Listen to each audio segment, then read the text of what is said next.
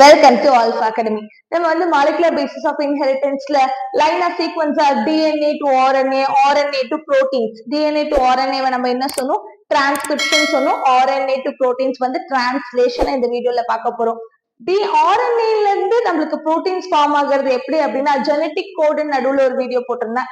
Genetic code வந்து எப்படி வந்து எம்ஆர்என்ஏல இருந்து நம்மளுக்கு புரோட்டீன் ஃபார்மேஷன், டிஆர்என்ஏ அப்படின்றது ஒரு குட்டி unit that helps in taking up of amino acids அந்த கோடை படிச்சுட்டு டிஆர்என்ஏ வந்து என்ன பண்ணும் அப்படின்னா அமைனோ ஆசிட்ஸை கொண்டு வரும் அப்படின்றது எல்லாமே நான் கிளியரா போஸ்ட் பண்ணிருக்கேன்.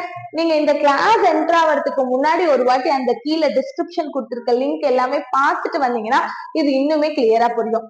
ஓகே, ஃபர்ஸ்ட் நம்ம என்ன பாக்குறோம் அப்படின்னா, டிரான்ஸ்லேஷன் இன்வால்வ்ஸ் 3 ஸ்டெப்ஸ். என்னென்ன 3 ஸ்டெப்ஸ் அப்படின்னா, இனிஷியேஷன், எலாங்கேஷன், டெர்மினேஷன்.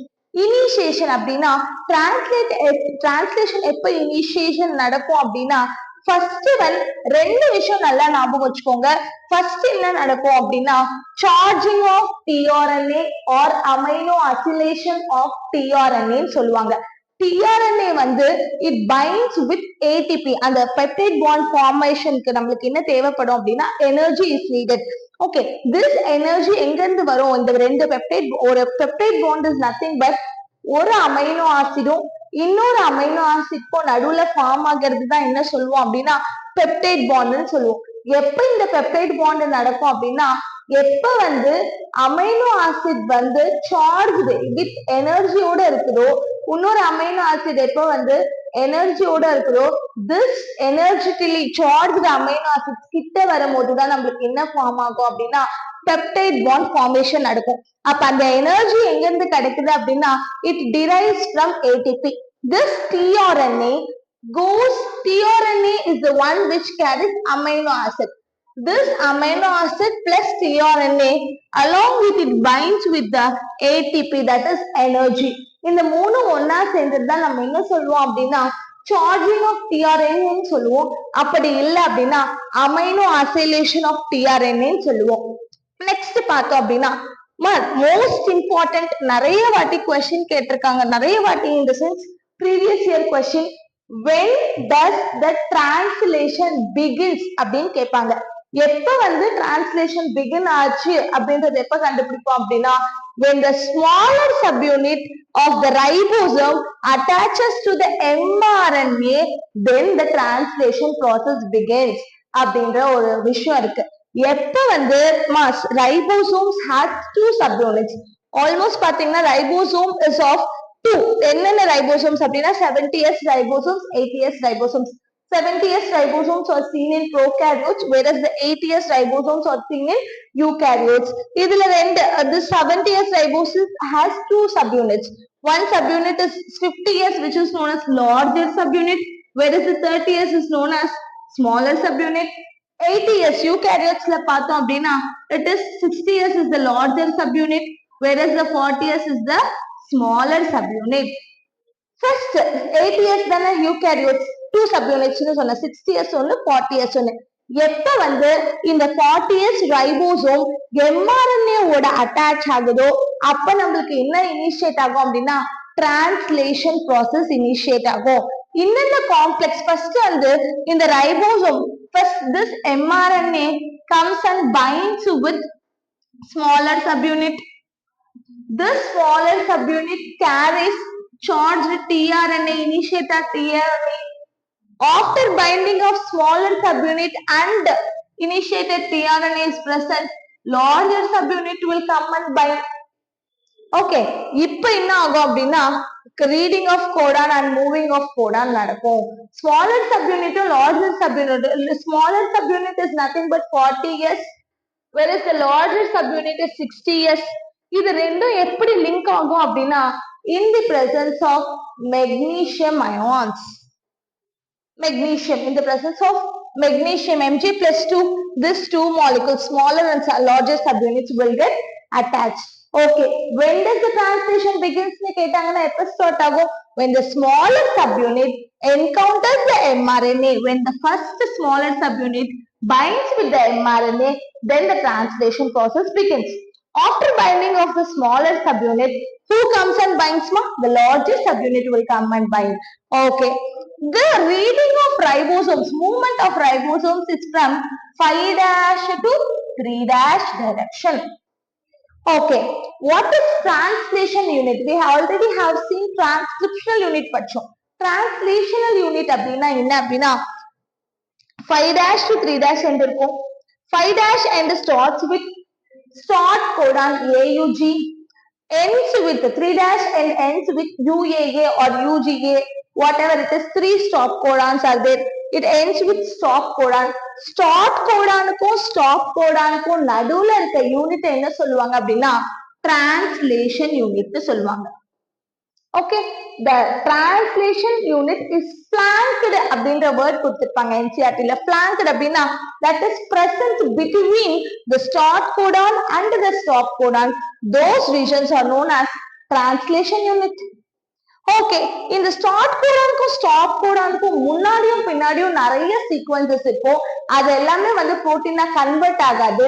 அதனால அந்த regions என்ன சொல்லுவாங்க அப்படின்னா untranslated regions, UTRs னு சொல்லுவாங்க. Okay, this UTRs எதுக்கு தேவைப்படும் அப்படின்னா efficient translation process. even though அது வந்து translate ஆகல அப்படின்னாலும் this helps in efficiency in the translation process. Okay, அடுத்து பார்த்தோம் அப்படின்னா next, this larger subunit has 3 sites. What are the 3 sites? One is A site, P site, E site. A site அப்படின்னா என்னன்னா acceptor or amino acid site where the tRNA comes and binds. first கோட படிச்சு எந்த இடத்துல tRNA attach ஆகுதோ அந்த சைட்டை என்ன சொல்லுவாங்க அப்படின்னா A site, acceptor site ன்னு சொல்லுவாங்க. where the charged tRNA bind at this point. Next, P site, peptidyl site. Peptide bond formation occurs on this site. Peptide bond form ஆயிட்டு next எங்கதான் peptide bonds full carry out ஆகும் அப்படின்னா P siteல, peptidyl siteல. E site which is known as exit site என்ன ஆகும் அப்படின்னா peptide bond formation ஆனதுக்கு அப்புறம் அந்த empty tRNA வந்து எந்த சைட் கிட்ட போகும்போது exit ஆயிடும் அப்படின்னா E site கிட்ட வரும்போது exit ஆயிடும். These are the 3 sites. One is A site, acceptor site where the charged tRNA comes and binds. P site which carries the peptide bonds. Okay வா, peptidyl proteins carry பண்றது யாரு, amino acids carry பண்றது யாரு அப்படின்னா P siteல. E site என்ன அப்படின்னா exit site சொல்லுவோம். ஏன் peptide bond formation ஆனதுக்கு அப்புறம் அந்த tRNA வெளியில போறது எந்த பிளேஸ்க்கு வந்தது அப்படின்னா E siteக்கு வரும்போது வெளியில போயிடும். இப்ப இந்த ப்ராசஸ பார்க்கலாம், எப்படி வந்து எலாங்கேஷன் நடக்குது, எப்படி வந்து டிரான்ஸ்லேஷன் நடக்குது அப்படின்றத பார்த்தோம் அப்படின்னா as I said it has 3 sites. One is A site, acceptor, P site, peptidyl site, E is exit site. Okay, always the translation begins in 5' direction. The ribosomes moves from 5' to 3' direction. இந்த சைடுல தான் move ஆகும். First பாருங்கம்மா, இங்க code 1 இருக்கா, code 1ல யார் இருக்கா, acceptor site. Code 1 படிச்சுட்டு கோட் 1 யார் இருக்கா, mostly initiator codon, that is AUG. this initiator codon படிச்சுட்டு என்ன பண்ணோம் அப்படின்னா tRNA வந்து கரெக்டா அதுக்கான அமைனோ ஆசிட் AUG நம்மளுக்கு என்ன அமைனோ ஆசிட் வரும், மெத்தியோனைன், கரெக்டா எடுத்துட்டு வந்து acceptor சைட்ல பைண்ட் ஆகும். ஓகே, இங்க படிச்சுட்டு எடுத்துட்டு வந்து பைண்ட் ஆகும். பைண்ட் ஆயிட்டு இது அடுத்த கோட் படிக்க போனோம்ல, நெக்ஸ்ட் கோட் படிக்க போனோம்ல, இது அப்படியே ஞாபகம் வச்சுக்கோங்க. இங்க பைண்ட் ஆயிடுச்சு. இந்த mRNA அப்படின்றது த்ரெட், நடுவுல கரெக்டா த்ரெட் இருக்கு. த்ரெட்டுக்கு மேல ஆக்செப்டர் சைட்ல வந்து பைண்ட் ஆயிடுச்சு. இப்ப என்ன ஆகும் அப்படின்னா இது அங்கேயேதான் இருக்கும். இந்த ஆக்செப்டர் சைட்ல பைண்ட் ஆன இது tRNA அப்படியேதான் இருக்கும். என்ன ஆகும் அப்படின்னா இந்த mRNA அப்படியே இருக்கும், இந்த ரைபோசோம் மூவ் ஆகும். ரைபோசோம் மூவ் ஆகும் போது என்னாச்சு, it has entered into code 2. என்னாச்சு, இங்க இருக்கிறது இப்படி மூவ் ஆச்சு. மூவ் ஆகும் போது ஏ சைட் இப்ப ஃப்ரீ ஆயிடுச்சு. செகண்ட் கோடான் படிக்கும்ல, இது அப்படியே மூவ் ஆச்சு. மூவ் ஆகும் போது கோட் 2க்கு வந்துடுச்சு. கோட் 1ல யார் இருக்கா, ஆல்ரெடி அட்டாச் ஆன டிஆர்என்ஏ ஃபர்ஸ்ட் மித்தியோன் அட்டாச் ஆச்சுல அது அங்கேயே தான் இருக்கு. ஆனா இது மூவ் ஆனதுல என்னாச்சு, இந்த டிஆர்என்ஏ பி சைட்க்கு வந்துச்சு, ஏ சைட் வந்து ஃப்ரீயா வச்சு. நெக்ஸ்ட் அப்படியே மூவ் பண்ணுங்க. மூவ் பண்ணும் போது என்ன ஆச்சு அப்படின்னா, இந்த ஆக்செப்டர் சைட்ல கோடு 2 படிச்சுட்டு செகண்ட் அமைனோ ஆசிட் வந்து அட்டாச் ஆயிடுச்சு. This first amino acid and this second amino acid are charged amino acids. Okay, amino acid acylation பார்த்தோம். Charging of tRNA இது ரெண்டுமே charged. ரெண்டு charged tRNAs கிட்ட வந்தா என்ன ஆகும் அப்படின்னா, this amino acids will form a peptide bond. Peptide bond form ஆயிட்டு peptide bond form ஆனும் போது என்ன ஆகும் அப்படின்னா, this amino acids locates, this bond locates. Okay, என்ன ஆச்சு அப்படின்னா, it moves to the acceptor site. Okay, இது வந்து அப்படியே மூவ் ஆயிடுச்சு, இந்த இடத்துல போயிடுச்சு. இப்ப பாருங்கம்மா, இந்த amino acid peptide bond form ஆயிடுச்சு. ஃபர்தர் மூவ்மெண்ட் நடக்கும் போது பெப்டைடு சைட்ல யார் வந்துட்டாங்க அப்படின்னா, second and first amino acid. Next move ஆச்சு அப்படின்னும் போது acceptor side is free, so third tRNA comes and binds. இந்த மாதிரி பொசிஷன் பெப்டைடல் பொசிஷன்ல வந்து பெப்டைட் பாண்ட்ஸ் ஃபார்ம் ஆன அமைனோ ஆசிட்ஸ் வளர்றது என்ன சொல்லுவோம் அப்படின்னா, டிரான்ஸ்லோகேஷன் சொல்லுவோம். டிரான்ஸ்லோகேஷன். ஓகே, இப்ப என்ன ஆகும், அடுத்து அக்செப்டர் சைட்ல 3 இருக்கு, தேர்ட் அமைனோ ஆசிட் இருக்கு, இதுக்கு ரெண்டுத்துக்கு நடுவுல பாண்ட் ஃபார்ம் ஆகும். பாண்ட் ஃபார்ம் ஆச்சுன்னா என்ன ஆகும், now this acceptor side has 3 2 1 இருக்கும்.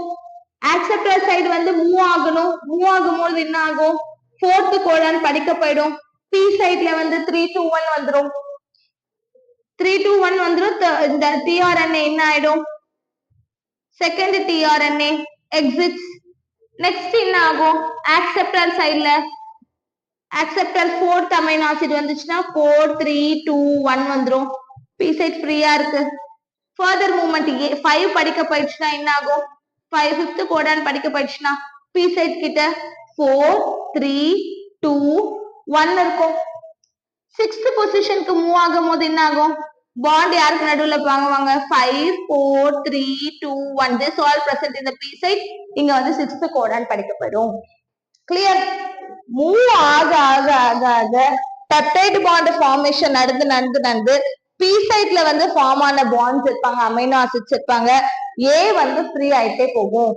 அந்த டிஆர்என்ஏ என்ன ஆகும், next tRNA it will get exit. அவ்வளவுதான். 3 சைட்ஸ் ஞாபகம் வச்சுக்கோங்க, ஆக்செப்டர் சைட், பி சைட், இ சைட் ஞாபகம் வச்சுக்கோங்க. ஆக்செப்டர் சைட்ல கோடு படிக்க போது டிஆர்என்ஏ வந்து அட்டாச் ஆக போகுது. டிஆர்என்ஏ அட்டாச் ஆனதுக்கு அப்புறம் என்ன ஆகும், நெக்ஸ்ட் கோடு படிக்க போயிடும். இங்க கோடு படிச்சிருச்சு, கோடு 1 படிச்சிருச்சு, நெக்ஸ்ட் கோடு படிக்க மூவ் ஆயிடும்.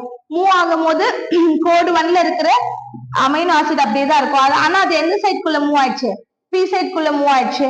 நெக்ஸ்ட் அப்படியே டிரான்ஸ்கிரேட் ஆகும் போது இந்த செகண்ட் அமைனோ ஆசிட்ஸ்க்கும் ஃபர்ஸ்ட் அமைனோ ஆசிட்க்கும் பெப்டைட் பாண்ட் ஃபார்மேஷன் நடக்கும்.